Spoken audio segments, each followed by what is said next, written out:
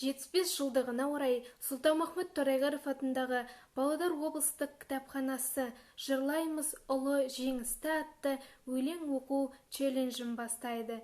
Мен аталған кітапхана қызметкері Қарлығаш Қашқынбай өзімнің «Кірме соғыс өңім түгіл түсіме» атты өлеңімді оқимын.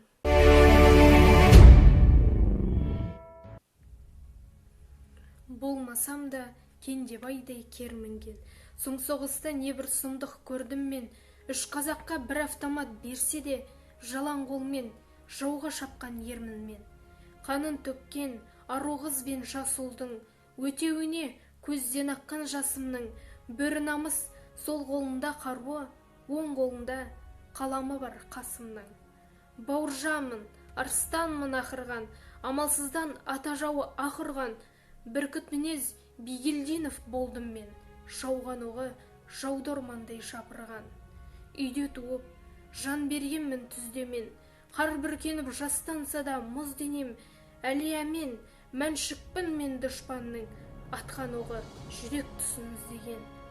Дәл жамбылдай жырлай алмас жияқын, жігер берсе батыр есін жиятын.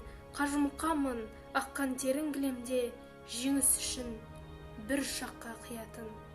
Үрей жатыр жанарымның ішінде, болма соғыс өңім түгіл түсімде. Ақ параққа өлең жаздым бабалар, қара қағаз жібергені үшінде.